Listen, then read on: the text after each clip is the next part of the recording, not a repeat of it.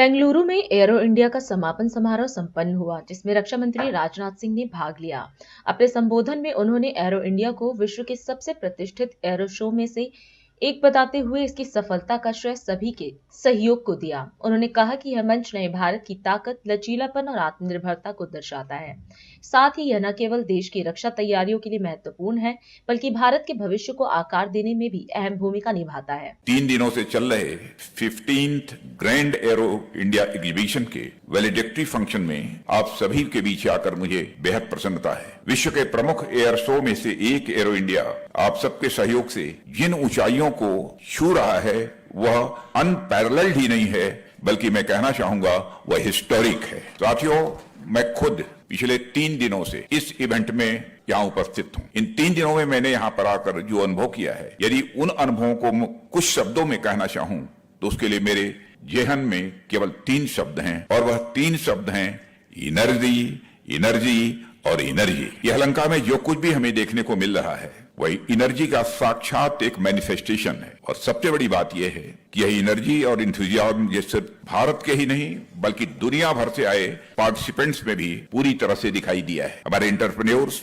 हमारे स्टार्टअप्स, हमारे इनोवेटर्स में जो उत्साह मुझे दिखाई दिया है, मैं कहना चाहूंगा वो कमेंडेबल है। साथियों, इंडियन एयरफोर्स ने जिस प्रकार से एरोबेटिक परफॉर्मेंस की, उनमें एनर्जी का अलग ही लेवल आप सबको दिखाई दिया होगा। हमारे एयरक्राफ्ट द्वारा जो रेखाएं आसमान में बनाई गई, मैं उन्हें हमारी डिफेंस और एरोस्पेस इंडस्ट्री के ब्राइट डेस्टिनी की रेखाओं के रूप में ही देखता हूं। और ये रेखाएं हमारी आंखों के सामने से भले ही ओझल हो गई हों, पर हमारे मन मस्तिष्क में ये रेखाएं सदैव अमिट रहेंगी। साथियों, आज हमारा देश ट्रांसफॉर्मेशन के एक रिवॉल्यूशनरी दौर से गुजर रहा है। प्रारंभ में ही माननीय प्रधानमंत्री श्री नरेंद्र मोदी जी ने देश को आत्मनिर्भरता का जो मंत्र दिया था, उस मंत्र की जो एक अंडरलाइनिंग फिलॉसफी थी वह थी हॉलिस्टिक नेशनल एम्पावरमेंट। प्रधानमंत्री जी ने एक ऐसे सपने को साकार करने का बीड़ा उठाया है जो कुछ साल पहले तक हमारी नेशनल साइकी में कभी पनपा ही नहीं था। धीरे धीरे यह फिलॉसफी हमारी नेशनल स्पिरिट बनी और अब यह एक नेशनल रिजोल्यूशन और नेशनल रिवॉल्यूशन बनकर तेजी से आगे बढ़ रही है। साथियों, जहां तक डिफेंस सेक्टर में आत्मनिर्भरता का प्रश्न है, तो इसमें इंपोर्ट और एक्सपोर्ट जैसे इकोनॉमिक फैक्टर तो महत्वपूर्ण हैं ही, लेकिन इससे भी कहीं ज्यादा महत्वपूर्ण है हमारी आर्म्ड फोर्सेस का एम्पावरमेंट। और हम सब जानते हैं कि भारत ऐतिहासिक रूप से अपनी डिफेंस नीड्स के लिए इंपोर्ट पर निर्भर रहा है। लगभग 1 दशक पहले यदि मैं बात करूं तो 65 से 70% तक डिफेंस इक्विपमेंट हमारे देश में इंपोर्ट किए जा रहे थे। वहीं आज की स्थिति यदि देखी जाए तो इसे आप रिवॉल्यूशन कहें या फिर मिरेकल, परंतु लगभग इतने ही प्रतिशत डिफेंस इक्विपमेंट आज देश के अंदर बनाए जा रहे हैं। मेरे कहने का अर्थ यह है कि आत्मनिर्भरता के कंटेक्स्ट में सिर्फ नंबर्स का ही उलटफेर नहीं हुआ है, बल्कि देश में डिफेंस मैन्युफैक्चरिंग की पूरी तस्वीर ही पलट गई है। साथियों, आज हम ऐसे जंक्शन पर खड़े हैं जहां पर fighter jets, missile systems, naval vessels या फिर ऐसे अनेक इक्विपमेंट और प्लेटफॉर्म न केवल हमारी सीमाओं की सुरक्षा कर रहे हैं, बल्कि वे पूरी दुनिया के आकर्षण का केंद्र बन रहे हैं। आज छोटी आर्टिलरी से लेकर ब्रह्मोस और आकाश मिसाइल सिस्टम जैसे बड़े प्लेटफॉर्म्स तक हम दुनिया के अनेक देशों को एक्सपोर्ट कर रहे हैं। इससे सिर्फ हमारा डिफेंस एक्सपोर्ट ही नहीं बढ़ रहा है, बल्कि ग्लोबल लेवल पर अलग अलग देशों के साथ हमारी नई नई पार्टनरशिप भी डेवलप हो रही है और साथ ही यह मजबूत भी हो रही है। साथियों, इस बदलती हुई तस्वीर के पीछे कई कारण रहे हैं, कई प्रयास भी रहे हैं, जिनको फिर से दोहराने की आवश्यकता नहीं है। परंतु एक बात तो स्पष्ट है और वह है हमारा फॉर्म रिजॉल्व और फॉर्म कन्विक्शन और आप सभी स्टेक होल्डर्स का हमारे ऊपर ट्रस्ट। ऐसे अवसर कम ही आते हैं जब इतने सारे स्टेक होल्डर्स एक स्थान पर इस प्रकार इकट्ठा हों तथा एक खुले वातावरण में पूरी फ्रैंकनेस और ओपननेस के साथ आगे बढ़ने का वह संकल्प लें। साथियों, आज हमारे पास एक सशक्त डिफेंस इंडस्ट्रियल कॉम्प्लेक्स है। इसमें 16 defence public sector undertakings, 430 licensed companies और लगभग 16,000 MSMEs इन्वॉल्व हैं।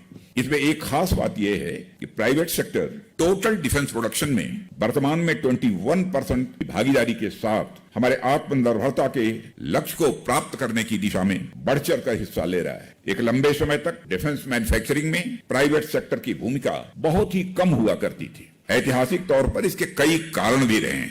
आमतौर पर बड़े डिफेंस प्रोडक्ट्स कैपिटल इंटेंसिव तो होते ही हैं, उनके निर्माण में एक लंबा समय भी लगता है। दूसरी ओर उन्हें इस बात की गारंटी नहीं मिल पाती थी कि इतने इन्वेस्टमेंट और टाइम लैग के बाद क्या फोर्सेस उन प्रोडक्ट्स को प्रोक्योर करेंगी या नहीं करेंगी।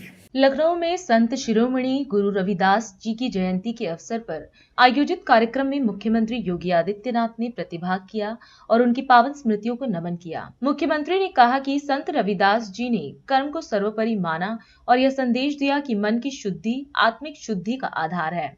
आत्मा की शुद्धता से सभी सिद्धियां प्राप्त हो सकती हैं। इस कार्यक्रम में सीएम ने संत रविदास जी के आदर्शों को याद करते हुए उनके योगदान को श्रद्धांजलि दी। अपनी कर्म की साधना से सदगुरु रविदास जी महाराज ने सिद्धि की पराकाष्ठा को छुआ था। उन्होंने कर्म को महत्व दिया और उसके लिए उन्होंने कहा, कर्म कई ईश्वर जानी के, यानी कर्म को ही ईश्वर जान करके जो पूजे दिन रेन, यानी जो दिन और रात उसको भजन करता है उसी को सिद्धि प्राप्त होती है, वही सफलता प्राप्त कर सकता है। और इसीलिए जब उनके मित्र एक संत ने उनसे कहा काशी में कि चलो गंगा स्नान करके आते हैं, दोनों मित्र थे, नियमित रूप से गंगा स्नान करने जाते थे, लेकिन उन्होंने आकर कहा, उन्होंने कहा कि भाई देखो, एक आना ये मेरी तरफ से माँ गंगा को भेंट कर देना, मेरे पास आज जूता सीने का काम ज्यादा है, मैं इस काम को निपटाने के बाद ही जा पाऊंगा। और संत रविदास जी नहीं गए, उन्होंने अपने साथी मित्र जो संत थे उनको कहा, तुम भी जब स्नान करो तो मेरी तरफ से ये माई को भी ये काना चढ़ा देना। सहयोगी संत गए, स्नान किया, स्नान करने के बाद पूजन का कार्यक्रम बना, उन्होंने पूजा की, अपनी ओर से भेंट चढ़ाया, फिर उन्हें याद आया कि रविदास ने भी तो मुझे कुछ दिया था। उन्होंने उनका आना निकाला और जैसे ही माँ गंगा को भेंट किया तब तक माँ गंगा ने हाथ उठा करके उसको पकड़ा। वो बहुत अच्छे, उन्होंने कहा कि मैं चढ़ा रहा था तब तो नहीं कि अपना मेरा भेंट तो नहीं माँ गंगा ने स्वीकार किया, लेकिन रविदास का कैसे? तो उन्होंने वापस आकर के रविदास जी से पूछा, संत रविदास जी से पूछा, ये कैसे हुआ? उन्होंने तब कहा था कि मन चंगा तो कठौती में गंगा, यानी मन की शुद्धि आपकी आत्मिक शुद्धि का आधार है, और आत्मिक शुद्धि है तो दुनिया की सभी प्रकार की सिद्धियां आपके पास स्वतः आती हुई दिखाई देती है। और यही संत रविदास जी का है। उन्होंने आत्मिक शुद्धि पर ध्यान दिया और इसके लिए कर्म की साधना को महत्व दिया। कर्म की साधना, जिसके बारे में हमारे शास्त्र लगातार एक ही प्रेरणा देते हैं, कर्म प्रधान व्यवस्था को सदैव महत्व दिया है। श्रीमद् भगवत गीता भी इसी बात को कहती है, कर्मणे वाधिकारस्ते मां फलेषु कदाचन। प्रयागराज में हो रहा 13 जनवरी से अब तक पिछले एक महीने में 47 करोड़ से अधिक श्रद्धालु मां गंगा, यमुना और सरस्वती की त्रिवेणी में आस्था की डुबकी लगा चुके हैं। और ये क्रम अभी चलेगा 26 फरवरी तक। अनुमान करिए अगले 14 दिन में कितनी बड़ी पैमाने पर श्रद्धालु जन आएंगे। मैं आज की इस अवसर पर आप सबको हृदय से बधाई देता हूँ। संत शिरोमणि सदगुरु रविदास जी महाराज के श्री चरणों में नमन करता हूँ और आप सबको इस बात के लिए आश्वस्त करता हूँ कि डबल इंजन की भारतीय जनता पार्टी की सरकार है। हमने सदगुरु रविदास जी महाराज की पावन जन्म भूमि शीर गोवर्धन काशी में प्रधानमंत्री मोदी जी के विजन के अनुरूप वहां पे भव्य स्वरूप दे दिया, वहां यात्री विश्रामालय बना लिया। सदगुरु रविदास जी महाराज की भव्य प्रतिमा रखवा दी गई, पार्क का निर्माण कर दिया गया, 4 लेन की कनेक्टिविटी दे दी। यानी 17 के पहले वहां सिंगल लेन की सड़क थी, कोई यात्री विश्रामालय नहीं था, कोई अतिथिशाला नहीं था, कोई भोजनालय नहीं था, कोई बड़ी मूर्ति नहीं थी। आज आप जाएंगे, पार्क नहीं था, कनेक्टिविटी नहीं थी, आज वहां पर 4 लेन के साथ जोड़ दिया गया। आज वहां पर सदगुरु रविदास जी महाराज की भव्य प्रतिमा लगा दी गई, बड़ी भव्य प्रतिमा, पार्क बना दिया गया, 1.5-2 लाख एक साथ श्रद्धालु बैठ सकता है, लंगर छक सकता है, पाकशाला बना दी गई, अन्नपूर्णा भवन बना दिया गया, जिससे इस महापुरुष, इस पूज्य संत की ये जन्मभूमि काशी वासी पाकर के धन्य धन्य है। और उसके साथ जुड़ करके देश और दुनिया को हम आकर्षित कर सकें। ऐसे ही महर्षि वाल्मीकि की पावन जन्मभूमि और उनसे जुड़े हुए लालापुर को भी हम लोगों ने किया, वहां पे रोपवे भी हम लोग लेकर जा रहे हैं। ऐसे ही संत तुलसीदास जी का राजापुर, उसके पुनरुद्धार का कार्य, वहां पे सुंदरीकरण का काम चल रहा है और मुझे बताते हुए प्रसन्नता है, इस प्राचीन मंदिर के भी पुनरुद्धार का कार्य ये डबल इंजन की भाजपा की सरकार करवा रही है। 1 करोड़ 6 लाख रुपए दे जा चुके हैं, लेकिन मैं यहाँ की समिति को आश्वस्त करता हूँ, पैसा कम नहीं पड़ेगा, जो भी और आवश्यकता पड़ेगी उतना पैसा और देंगे। लेकिन सदगुरु रविदास जी महाराज की पावन मंदिर और उनसे जुड़े हुए स्थलों के पुनरुद्धार सुंदरीकरण के कार्यक्रम को भरपूर सहयोग करेंगे। आपने आयोजन किया, मुझे अभी तत्काल मैं सुबह से 4 बजे से ही प्रयागराज महाकुंभ के आयोजन को देख रहा था, वहां पे व्यवस्था संबंधी उसमें व्यस्त था। अभी आया हूँ, यहाँ से सीधे मैं बागपत जा रहा हूँ, तो मैं इस अवसर पर आपको बधाई देता हूँ, अपनी शुभकामनाएं देता हूँ। हमारे डिप्टी सीएम ब्रजेश जी, हमारे माननीय विधायकगण, महापौर जी, सभी लोग आपके बीच में हैं। स्वाभाविक रूप से इस पूरे आयोजन को भव्यता के साथ मना करके, सद्भावना के साथ, सौहार्दपूर्ण माहौल के साथ, भक्ति भाव के साथ इसे आगे बढ़ाने की आवश्यकता है। आप सबके प्रति मेरी मंगलमय शुभकामनाएं। 11 फरवरी 2025 को हेड कांस्टेबल नरेश और सुरेंद्र जनकपुरी के जनक सिनेमा क्षेत्र में पेट्रोलिंग ड्यूटी पर थे। एसएचओ जनकपुरी इंस्पेक्टर कुलदीप के निर्देशन और एसीपी राजौरी गार्डन सुश्री नीरज टोकस की निगरानी में पेट्रोलिंग के दौरान उन्होंने एक बाइक सवार 2 संदिग्धों को देखा। जब पुलिस ने उन्हें रुकने का इशारा किया और उनकी बाइक की जांच की तो पता चला कि वह इंदरपुरी थाना क्षेत्र से चोरी की गई थी। पूछताछ में पकड़े गए आरोपियों की पहचान जितेंद्र उर्फ जीतू निवासी भगवती विहार गुलाम मस्जिद बिंदासपुर और निखिल उर्फ अनुराग उर्फ निक्की निवासी नंदराम पार्क महावीर एनक्लेव के रूप में हुई। निखिल पहले से ही 15 आपराधिक मामलों में शामिल रहा, जबकि जितेंद्र के खिलाफ 2 मामले दर्ज हैं। डीसीपी पश्चिम जिला विचित्रवीर द्वारा दी गई जानकारी के अनुसार आरोपियों की निशानदेही पर पुलिस ने एक चोरी की स्कूटी भी बरामद की। इस गिरफ्तारी से पीएस इंदरपुरी और पीएस जनकपुरी में दर्ज 2 मामलों का खुलासा हुआ। पुलिस आगे की जांच में जुटी हुई है। ब्रेक का हम चलते हैं ब्रेक पर, आप कहीं जाए नहीं, छोटा सा ब्रेक।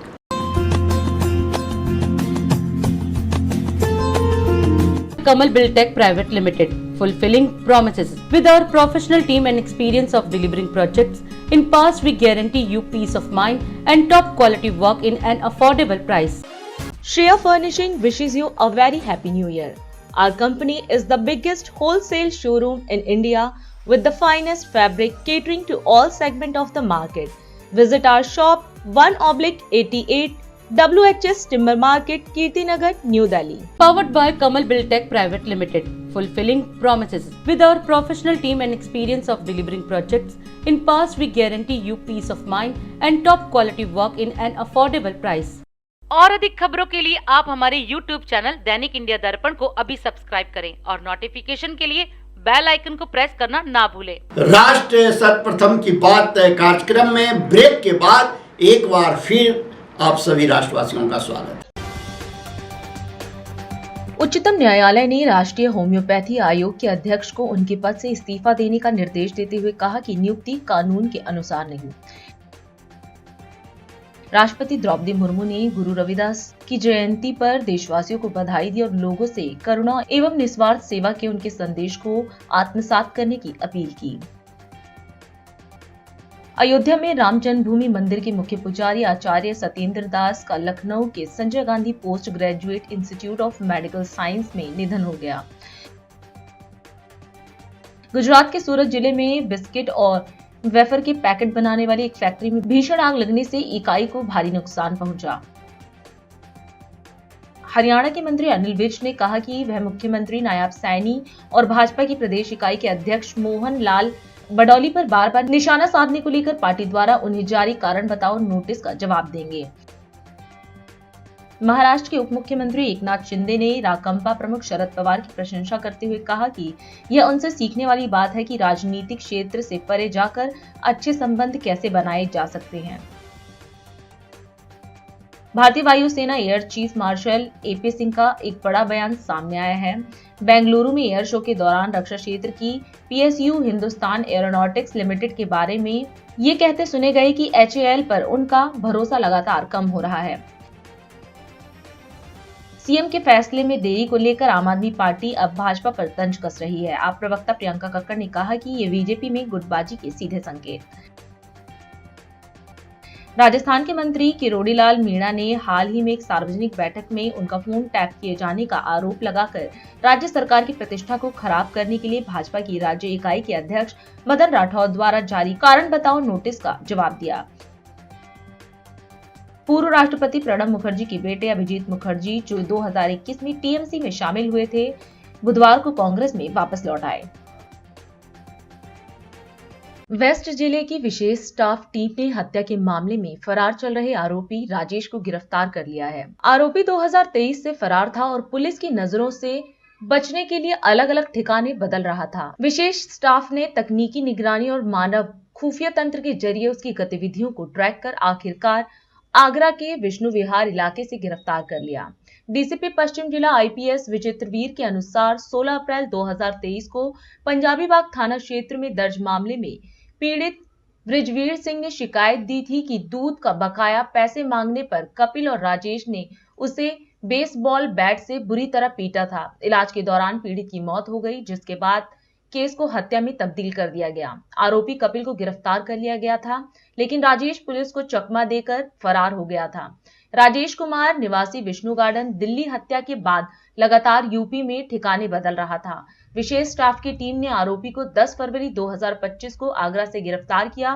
वह अपनी पत्नी और 2 साल के बेटे के साथ विष्णु विहार आगरा में रह रहा था। पुलिस की कई कोशिशों और डिजिटल निगरानी के बावजूद वह अब तक पुलिस की पकड़ से बाहर था। अदालत ने उसके खिलाफ ओपन डेटेड गैर जमानती वारंट जारी किया था। गिरफ्तारी को अंजाम देने वाले विशेष स्टाफ टीम में एसआई नरेश कुमार, एएसआई ऋषि, हेड कांस्टेबल विजय, शेखर और उमेश शामिल थे। टीम का नेतृत्व इंस्पेक्टर राजेश कुमार मौर्य, प्रभारी विशेष स्टाफ वेस्ट जिला ने किया, जबकि पूरे ऑपरेशन की निगरानी एसीपी अरविंद कुमार ने की।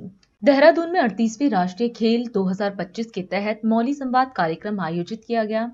इस अवसर पर उत्तराखंड के मुख्यमंत्री पुष्कर सिंह धामी ने कार्यक्रम में शिरकत की और इसे खेल इतिहास का स्वर्णिम अध्याय बताया। उन्होंने जानकारी दी कि यह आयोजन प्रदेश के 11 स्थानों पर हो रहा है। सीएम ने खेलों पर चर्चा करते हुए सरकार की खेलों के प्रति प्रतिबद्धता को दोहराया। ये कार्यक्रम 38वें राष्ट्रीय खेलों का आयोजन हमारे खेल के इतिहास में एक स्वर्णिम अध्याय के रूप में जुड़ने जा रहा है, क्योंकि पहली हमारी ऐसी 38वें खेलों का ये आयोजन है जो प्रदेश के 11 स्थानों पर आयोजित हुआ है और सभी स्थानों पर कहीं पर भी हमने कोई हैंगर नहीं लगाया, कोई हमने टेम्परेरी स्ट्रक्चर खड़ा नहीं किया, बल्कि सभी जगह पर एक से एक अच्छा हमारा खेल का स्ट्रक्चर तैयार हो गया। वेलोड्रम्स बन गया, यहाँ पर शूटिंग रेंज बन गई, हल्द्वानी में स्विमिंग पूल बन गया, यहाँ पर भी अनेक स्ट्रक्चर बन गए। अभी मैं हरिद्वार से आ रहा हूँ, वहाँ भी शानदार आयोजन हुआ और अभी हॉकी का मैच, वहाँ पर कुश्ती की प्रतियोगिता इत्यादि चल रही है। कल मैं टिहरी में था, वहाँ कैनाइंग और कैनोइंग दोनों का शानदार मैच का वहाँ भी शुभारंभ हुआ था। उससे पहले दिन मैं चंपावत में था और चंपावत में ऐसी जगह पर जो भारत नेपाल सीमा के बीच में जो सीमा रेखा को तय करती है, यानी कि जो हमारी लाइन है, उस शारदा नदी के उस तरफ नेपाल होता है और इस तरफ इंडिया होता है, हमारा भारत होता है। और राफ्टिंग की प्रतियोगिता जो पहली बार Guinness book of world record में दर्ज हो गई, जो रात को प्रतियोगिता वहां पर सफलतापूर्वक संपन्न हुई। फिर हमारा भारत का प्राचीन खेल मलखंब हमारे एक गांव में आयोजित हुआ। चकरपुर एक गांव है, उधम सिंह नगर जनपद का अंतिम गांव कहिए, या अंतिम गांव नहीं, मैं तो कहूँगा भारत का पहला गांव। मैंने भारत के 2 पहले गांव में कल और उससे एक दिन पहले राफ्टिंग में भी और मलखंब में भी भाग लिया। प्यारे बच्चों, आप सभी को पता होगा कि ये जो सीमा रेखा पर, जो अंतर्राष्ट्रीय सीमाओं पर हमारे जितने गांव हैं, उन गांवों को पहले ये कहा जाता था कि ये भारत के अंतिम गांव हैं, जो हमारे देश के सबसे अंत में होते थे, यानी कि दूसरा देश जहां से प्रारंभ हो जाता था या हमारे देश की सीमा रेखा जहां से शुरू होती थी, उसको भारत का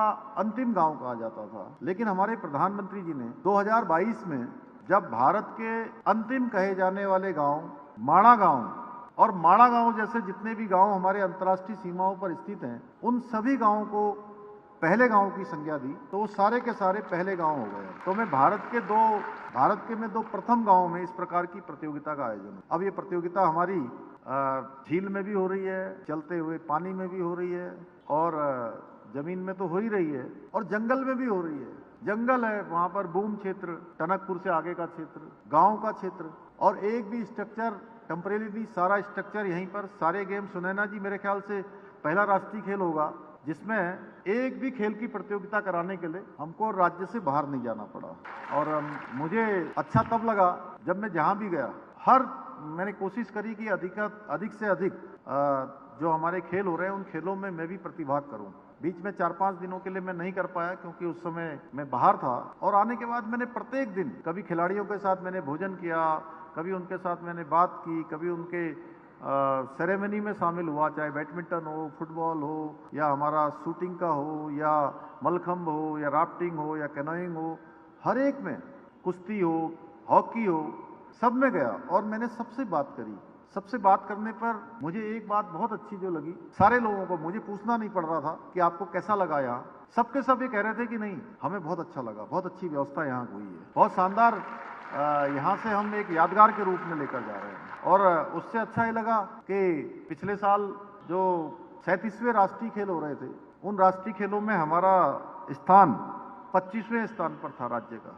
और इस बार मैं पहले से कह रहा था कि लगातार ये जो हमारे राष्ट्रीय खेल हैं, इस खेलों के आयोजन के बाद हमारे सभी खिलाड़ी प्रोत्साहित होंगे, उनके अंदर एक नई प्रेरणा आएगी, नया जोश आएगा, उनका मनोबल बढ़ेगा। और ये देवभूमि है, देवभूमि इसलिए कहते हैं कि हर जगह देवों से आच्छादित है, और वीर भूमि इसलिए कहते हैं कि देश का हर 5वां सैनिक देवभूमि उत्तराखंड का है, जो देश की सीमाओं की रक्षा में लगा हुआ, चाहे वो सेना में हो या अर्धसैनिक बल हो। और ये राष्ट्रीय खेल इस देवभूमि को खेल भूमि के रूप में भी स्थापित करेंगे। और आज लगभग मैं देख रहा था अभी अखबार में 80 के आसपास मेडल हमारे खिलाड़ियों ने यहाँ जीत लिए हैं। 7वें स्थान पर कल तक था, और मुझे लगता है कि 1-2 गोल्ड मेडल और आ जाएंगे तो हमारा स्थान 6ठे नंबर पर आ जाएगा 25वें से। तो एक बड़ी उपलब्धि। और उससे बड़ी बात यह है कि मैंने सभी खेल संघों से, हमारी जीटीसीसी की मेंबर सुनैना जी यहाँ पर बैठी हैं, अन्य लोग बैठे हैं, अभी पांडे जी से मैं बात करते हुए आ रहा था कि हमारे जो बच्चे हैं, इसी में से, इन बच्चों में से, वहाँ जो बैठे हुए हैं मेरे प्यारे प्यारे बच्चे, ये सारे के सारे कल आप सभी में से, आप ही लोगों में से कोई देश प्रदेश के लिए खेलेगा, कोई देश के लिए खेलेगा आने वाले समय पर। राष्ट्रीय स्तर पर, अंतर्राष्ट्रीय स्तर पर आप लोग सब लोग जो है हमारे राज्य का नाम रोशन करेंगे, देश का नाम रोशन करेंगे, क्योंकि अच्छे हमारे पास खेल स्ट्रक्चर बन गए हैं। केंद्रीय मंत्री सीआर पाटिल ने आज हरियाणा में बजट के संबंध में जानकारी देने के उद्देश्य से मीडिया को संबोधित किया। इस अवसर पर उन्होंने कहा कि पहली बार देश के सभी वर्गों को बजट से संतोष लग रहा है। 8 करोड़ करदाताओं में से 7 करोड़ करदाताओं को लाभ होगा। हर व्यक्ति के पास 10,000 रुपए प्रति महीने से अधिक बचत होगी, जिसका उपयोग करदाता अपनी जरूरतों के लिए कर सकेंगे। और क्या घोषणाएं की केंद्रीय मंत्री ने इस अवसर पर, आप सुने उनका संबोधन। कई देशों के अंदर आपस में युद्ध चल रहे हैं। ऐसी विषम परिस्थिति में आपने देखा होगा माननीय प्रधानमंत्री श्री नरेंद्र मोदी जी के नेतृत्व में तीसरी टर्म की सरकार में 8वीं बार माननीय नाणा मंत्री, फाइनेंस मिनिस्टर श्रीमती निर्मला सीतारमण जी ने बजट पेश किया है। और पहली बार पूरे देश के सभी लोगों को एक बजट में सबको संतोष लग रहा है। सबसे बड़ा काम जो एक समय सिर्फ 2 लाख की इनकम ही कर मुक्त थी, आज माननीय प्रधानमंत्री जी के नेतृत्व में निर्मला सीतारमण जी ने 12 लाख तक की आय को कर मुक्त कर दिया। और उसमें भी जो सरकारी गवर्नमेंट में सर्वेंट है या जॉब में है, उनको तो 12.75 लाख तक उनको टैक्स मुक्त हो गया। टोटल 8 करोड़ जो करदाता है, उसमें से 7 करोड़ जो करदाता है उनको 0 टैक्स का रिटर्न वो फाइल करेंगे। इतना बड़ा संख्या में लोगों को इसमें एक लाभ भी हुआ है। इसकी वजह से हर व्यक्ति के जेब में जो 12 लाख कमा रहा है उसको करीब 1 लाख से ऊपर पैसा बचेगा, यानी एवरेज 10,000 से ऊपर पैसा हर महीने बचेगा। उसकी जो परचेस करने की शक्ति है वो बढ़ेगी, उसकी वजह से जो डिमांड बढ़ेगी, उसकी वजह से इंडस्ट्री को भी फायदा होगा, मार्केट में भी पैसा आएगा। आपने देखा होगा कि 2014 में हमारी अर्थव्यवस्था 11वें नंबर पर थी। माननीय प्रधानमंत्री नरेंद्र मोदी साहब ने जब कार्यभार संभाला, 10 साल के अंदर ये अर्थव्यवस्था हमारी दुनिया में 5वें नंबर पर आ गई है। और माननीय प्रधानमंत्री जी ने तो कहा है, सरकार बनाने के पहले ही कहा था कि 30वें टर्म में हम अपने देश की अर्थव्यवस्था 30वें नंबर पे लेके आएंगे। 30वें नंबर की अर्थव्यवस्था का मतलब है कि सभी देशवासियों को, सभी सेक्टर के लोगों को उनके पास पैसा होगा तो ये अर्थव्यवस्था 30वें नंबर पे पहुंच सकती है। इस बजट के अंदर 12 लाख की आय तो कर मुक्त कर दी, जो विशेष ध्यान दिया गया है, युवा हो, महिला हो, किसान हो, ऐसे अलग अलग सेक्टर के, सीनियर सिटीजन हो, सबके लिए इसके अंदर कुछ न कुछ व्यवस्था ये माननीय प्रधानमंत्री जी के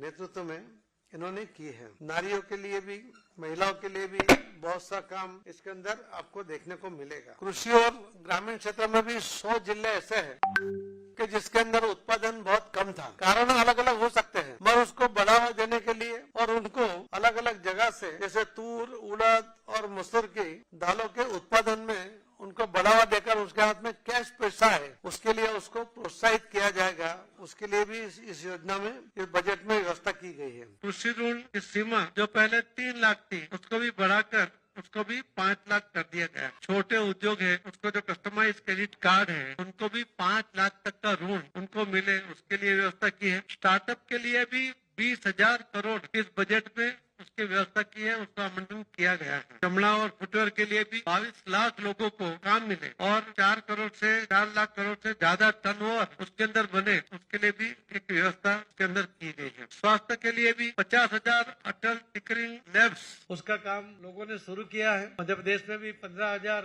रेनोरा स्ट्रक्चर बन रहे हैं। बिहार में भी 10 जिले के सभी गाँव में 4 स्ट्रक्चर, उसका भी काम शुरू हुआ है। हरियाणा में इलेक्शन की वजह से यहाँ काम नहीं हुआ था। मैं आया उसके पहले मैं हरियाणा के लोगों को वहाँ मिला था सूरत में, और उन्होंने 1000 रेनोरा का स्ट्रक्चर खड़ा करने का प्रॉमिस किया है। हम हरियाणा के मुख्यमंत्री जी को भी सूरत एक बार बुला के मीटिंग करेंगे और कहाँ कहाँ पहले करना है उसके ऊपर भी हम प्लानिंग करेंगे। आज मैं यहाँ आया था चंडीगढ़ भी मुझे यहाँ 2 लोग मिले, 2 इंडस्ट्रियलिस्ट मिले, और उन्होंने कहा कि हम लोग पूरे ग्रुप, हम बड़े मात्रा में इसके ऊपर भी काम करेंगे। तो सिर्फ सरकार नहीं, सरकार के साथ लोग भी जुड़े। मोदी साहब कहते हैं कि जन आंदोलन में परिवर्तित होना चाहिए, तो ये सही में जन आंदोलन में परिवर्तित करते हुए जो डार्क जोन में निकलना है, और बाकी जगह में भी जहाँ बारिश का पानी बहकर जा रहा है वो पानी सीधा जमीन में उतारकर उसको सेविंग करने की कोशिश कर रहे हैं। मैं आपको बताना चाहूंगा कि हमारे यहाँ बारिश होती है 4000 BCM, उसमें से हम 2000 BCM बचाने की कोशिश करते हैं और हम बचा पाते हैं सिर्फ 750 BCM। हमारे पूरे देश में जो इतने डैम बने हैं उनकी कैपेसिटी है सिर्फ 250 BCM की, और हमारी आवश्यकता है 1120 BCM की, और 2050 तक हमारी आवश्यकता हो जाएगी 1180 BCM की। तो ये पानी को अगर हम संग्रह नहीं करेंगे, जल संचय नहीं करेंगे, तो बहुत बड़ी विकट परिस्थिति आएगी। इसीलिए मोदी साहब जो कहते हैं ना कि जल है तो कल है, तो ये डार्क जोन के साथ हरियाणा में भी इसके ऊपर हम प्राथमिकता देकर ये काम कर रहे हैं। मुझे लगता है कि बजट के अंदर बहुत सी व्यवस्था आप लोगों ने देखी है कि इस बार पूरे देश में सभी सेक्टर के लिए जिस तरह से उनके लिए बजट में व्यवस्था की गई है, तो सबको उसका लाभ मिलेगा। युवाओं को भी लाभ मिलेगा, सीनियर सिटीजन को भी उसके लिए भी लाभ किया। उनको भी 1 लाख तक की उनकी जो आय है उसके अंदर उनको TDS काटने की आवश्यकता नहीं है, वो उनको भी उससे मदद मिलेगी। तो आप सबको मेरी रिक्वेस्ट है कि आपके माध्यम से लोगों तक ये बातें पहुँचे, यही मेरी विनती है आपको। आप सबका बहुत बहुत धन्यवाद। भोपाल के हिंदी भवन में संत शिरोमणि रविदास जयंती समारोह का आयोजन किया गया।